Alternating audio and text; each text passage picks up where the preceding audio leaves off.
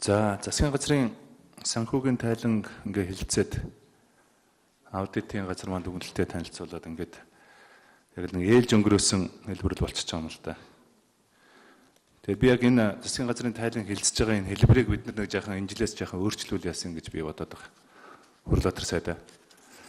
Тэгэхгүй бол одоо ингээд нэг яг байдаг л нэг орж ирээд нэг ийм л тоо гарлаа шүү дээ. Ийм л алдагдaltaа төсвийн алдагдлын юм болчлоо. Орлогын юм болчлоо. Гэт нэг ерөнхий тоо танилцуулаад гардаг биш.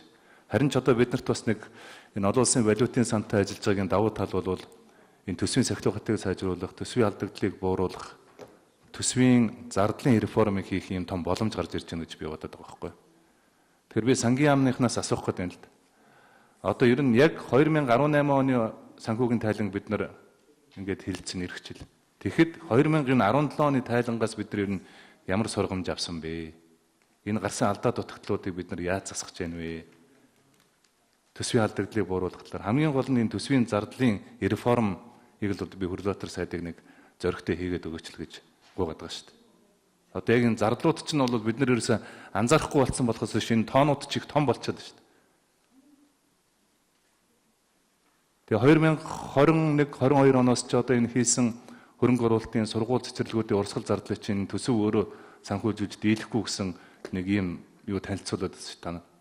Тэгэхээр одооноос бид нар энэ төсвийн алдагдлыг бууруулах, урсгал зардлыг бууруулах чиглэлөө бодиттой алхмууд хийхгүй юм. Одоо ингээд энэ төрийн албан хаагчид 180 мянган хүний цалин, нийгмийн баталгааны асуудал, төрийн үйлчлэгээний байгууллагуудын урсгал зардлын асуудал, энэ төрийн өмчит компаниудын үр ашиг, өр зээлийн асуудал гэдэг. Тэгээ энэ чиглэлөө яг бодиттой алхмууд яг юу хийх гээд байна вэ гэдгийг нэгдүгээр тодорхойлох хэрэгтэй. Хоёрдугаарт нь засгийн газрын тусгай сангуудыг бид нар бас нэг тусгаалаа авч үзэх хэрэгтэй байна. Там бочир дарга. Эн чинь бол одоо ингээд нэг сайд нарын карманы дураараа зардаг нэг юм сангууд байгаа шүү дээ. Нэлээд зэгцлэх гэж оролдож байсан. Одоо энэ чиглэлээр энэ бодиттой арга хэмжээнүүд юу хийсэн? Аудит ер нь энэ чиглэлөө ажилласан юм уу? Одоо нийт хэдэн сан байна? 2017 оны байдлаар энэ сангийн орлого, сангийн гүйцэтгэлүүд нь яг юу болчихов гэдэг талаар. Энд чинь хинч дурдахгүй шүү дээ. Маш их олон сангууд бий болцсон байж байгаа. Тусгай сангууд бий болцсон. Одоо зөвхөн энэ ирээдүйн өв сан хүний хөгжил сан гэдэг энэ хоёрын чинь хоорондынх нь бараг тооцоо нэг их найдлуу хүрчээд байж шүү дээ. Хинээсээ аваад хинээсээ өгöd байгаа нь мэддэхгүй ингээд нэг төсвийн алдагдал нөхөд яваад байдаг. Энэ мэтлэнгээр бид нар нэг энэ тусгай сангууд, төсвийн урсгал зардлууд дээр тодорхой реформ хийх, ямар арга хэмжээнүүдийг авах нь улсын хурлаас эрхцэн хувьд нь бид нар яг ямар зүйлүүдийг хийж өгөх ёстой гэдэг нэг юм ярмаар. Энэ аудитын газрыг би ерөөсөй ойлгосонгүй. Та нар 210 тэрбум төгрөгийн зөрчил илрүүлсэн мөртлөө ерөнхийдөө нийтдээ зөрчилгүй байна гэдэг нэг ийм хариуцлагагүй юм яриа суужиж болдго юм уу? 210 тэрбум төгрөгийн зөрчил шүү дээ. 210 тэрбум төгрөгийн зөрчил. Энэ ч одоо тийм бага мөнгө аудитын нүдээр харахад. Энд төрийн төсвийн нэгж төгрөгийг ч гэсэн одоо буруу зарж болохгүй зү. 6166 байгууллагын тайланд юу аудит хийсэн юм байна. Тэгээд өөрөө уншиж байгаа юмнууд чинь асар их олон зөрчил илрүүлсэн гэж хэлээд хамгийн сүүлд дүгнэлт хийхдээ ерөнхийдөө нийтээр системээр зөрчилгүй байна гэсэн нэг ийм логикгүй зөрчилтэй ийм дүгнэлт уншаад суужиж болдго юм Монгол улсын аудит. Энийгээ та нар тайлбарлаа. Одоо яах юм тэгээд эх жил бид нар бас л ингээд нэг иймэрхүү юм бөөрнх юм уншаад ингээд сууж явах юм уу? Энд дээр би тодорхой сангийн сайд Хурлаатар хариулна.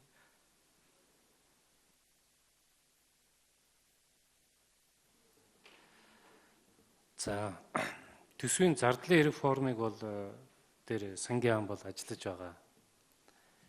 Хэд хэдэн чиглэлээр ажиллаж байгаа.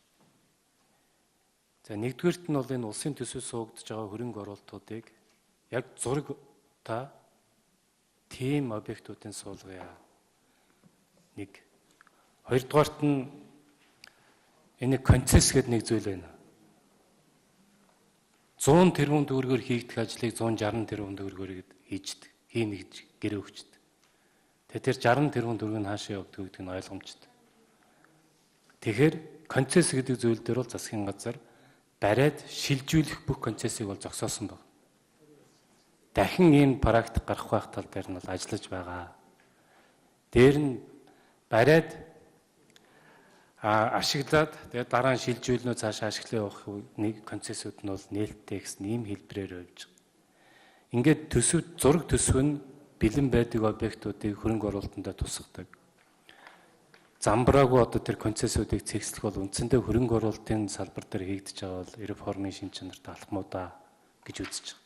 Дээр нь энэ дээр хийх одоо үндсэн чиглэлүүдийг бид нар ач холбогдлоор нь нэрмэлсэн байна. Улаанбаатар хотын утаа, сургууль, цэцэрлэг, эрүүл мэнд гэсэн ийм салбаруудаа сонгож авсан.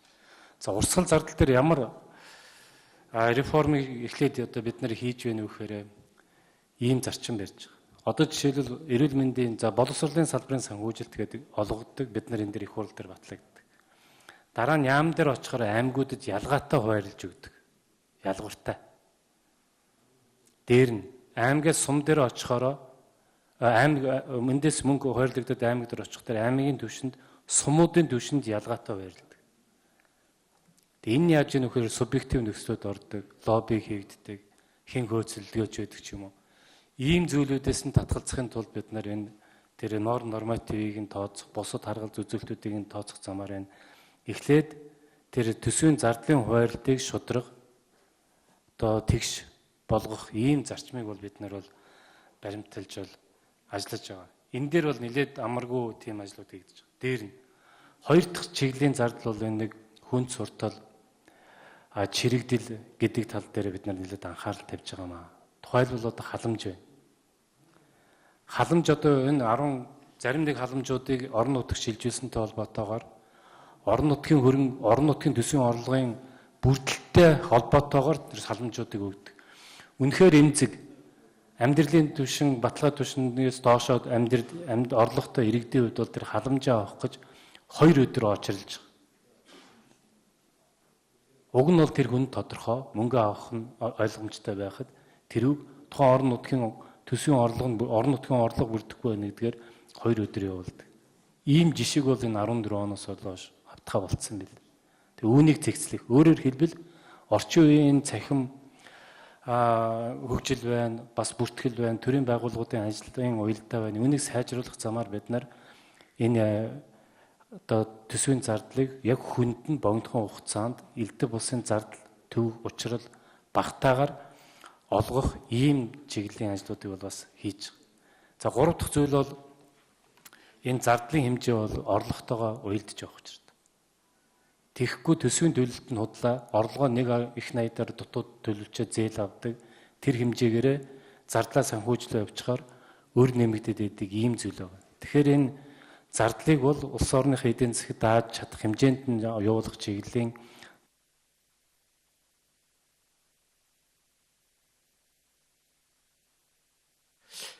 Хоёр номер аудит.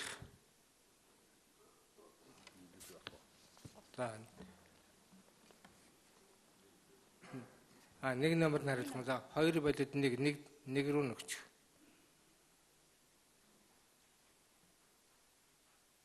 За Л.Энх-Амгалан гишүүний асуултанд хариулъя. Санхүүгийн аудитын газрын захирал Наранчим байна. За Засгийн газрын тусгай 12 тусгай сан аудитыг төрийн аудитын байгууллага 2 тусгай санд хараа тусгай аудитын компани 8 тусгай санг төврөөр хамруулж аудит хийсэн байгаа.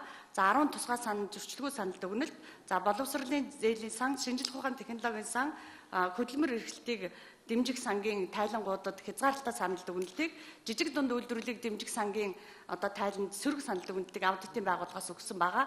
За энэ засгийн газрын тусгай сангуудтай холбогдуулж Монгол улсын ерөнхий сайдад төрийн аудитын байгууллагаас зөвлөмжийг хөрвүүлсэн. За энэ нь тусгай сангийн хэрэгжүүлж байгаа журмандаа бас анхаарах, за хяналтыг сайжруулах, за олгосон санхүүжилтийг зээлийг тусгаалсан шалгуур үзүүлэлт гаргаж олгож байх эргэн төлөвлөлтийн хугацаанд нь барагдуулах тал дээр тодорхой ажлуудыг зохион байгуулж дараагийн засгийн газрын санхүүгийн нэгтгэсэн тайлангаар одоо зөвлөмжийн хэрэгжилтийг эрүүлэх гэсэн ийм зөвлөмжийг Монгол улсын ерөнхий сайдад хүргүүлсэн байгаа. За төрийн аудитын байгууллага аудитын одоо олон улсын стандартын дагуу дүгнэлт гаргадаг. За бид бол 4 дүгнэлтийг өгдөг байгаа. Зөрчилгүй, хязгаарлалтай, сөрөг, татгалзсан гэсэн ийм дүгнэлтийг өгдөг. За зөрчилгүй дүгнэлт маань 100% энэ одоо тайлан зөрчилгүй гэж үздэггүй.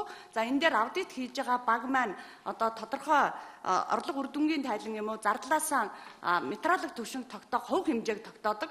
За энэ хувь хэмжээ нь бол аудитын стандартаар 0.2%-аас 2% хувь хэмжээг тогтоодог байгаа. За энэ жилийн засгийн газрын санхүүгийн нэгтгэсэн тайланд аудит хийсэн аудитын банк маань үр дүнгийн тайлангаас 2% тогтоосон. Хэрвээ засгийн газрын санхүүгийн нэгтгэсэн тайлан маань 243.3 тэрбум төгрөгнөөс дээш материаллог буюу залруулагдаагүй алдаа зөрчил илэрх юм бол хязгаарлалтаа буюу цаашлаад шинж чанар агуулгаар нь одоо сөрөг татгалзсан дүгнэлтүүдийг өгөх ёстой.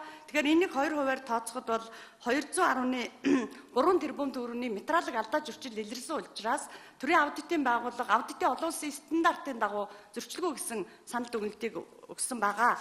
За бидний өгж байгаа одоо санал дүгнэлтэнд бол аудитаар орхигдуулсан тодорхой алдаануудыг материаллог байдны түвшинтэй харьцуулахад за 2017 оны засгийн газрын санхүүгийн нэгтгэсэн тайланд за аудитын олон улсын стандартын дагуу зөрчилгүй санал дүгнэлт өгөхөд одоо боломжтой байна гэсэн ийм дүгнэлтийг өгж байгаа. За мөн засгийн газрын санхүүгийн тайлан Монгол улсын нэгдсэн төсвийн гүйцэтгэлд аудит хийж байхад бас тодорхой одоо эерэг үзүүлэлтүүд гарсан байна. За мөн одоо төрийн өмчт аж ахуй нэгжүүдийн тайлан бас энэ жилийн одоо засгийн газрын санхүүгийн нэгтгэсэн тайланд бас тодорхойлон нэгтгэсэн байна гэсэн ийм үзүүлэлт тодорхой зөвлөлүүдийг харж зөрчилгүй гэсэн дүгнэлтийг өгөөд за гарсан алдаа акт албан шаардлага зөвлөмжүүдийг бол холбогдох одоо хүмүүст нь хүргүүлж ингэж ажилласан байгаа.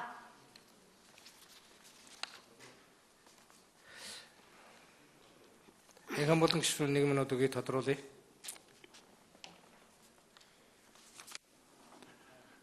За өстой ойлгохгүй юм байна. Олон улсын стандарт яриад байгаа юм. 200 хэдэн тэрбум төгрөгийн зөрчил гаргацсан байж хат олон улсын стандартаар зөрчилгүй гэж дүгнээд байгаа маа гэж юм яриад байгаа юм би ерөөсөй ойлгохгүй. Монгол улсын аудитын байгууллага ч одоо Монгол улсын нүд чих болж ажиллах ёстой байгууллага шүү дээ. Тэг яг энэ 200 хэдэн тэрбум төгрөгийн зөрчлийг тэгээд ингээл орхичих юм. Чи хэдэн аймгийн төсөв биз дээ. Яг хөө тэр босгоныхын доогуур орцсон юм байна л да. 240 хэдэн тэрбумын явал тэр дээшээ алдагталтай гарах байсан. Юу алдаатай гарах хэрэгтэйсэн. Тэгээд 210 хэдэн тэрбум гээд эсвэл тэр босгонд нь тааруулаад ингээд ийм дүгнэлт хийчихэж байгаа юм. Би энэ үүсцэн байж байгаа та нарын дүгнэлтээр гарцсан байж байгаа 210 хэдэн тэрбумын хариуцлагыг яаж энэ хариуцлага алдсан нөхдүүдэд ямар хариуцлага хүлээлгэх гээд байгаа гэдэг асуудал дээр та нарт нэг зөвлөмж бичээл орхичих юм яриад байна шүү дээ. Авч хэрэгжүүлэх арга хэмжээ гэж юм байна уу? Та нарт тийм эрх мэдлийн юмнууд байна уу?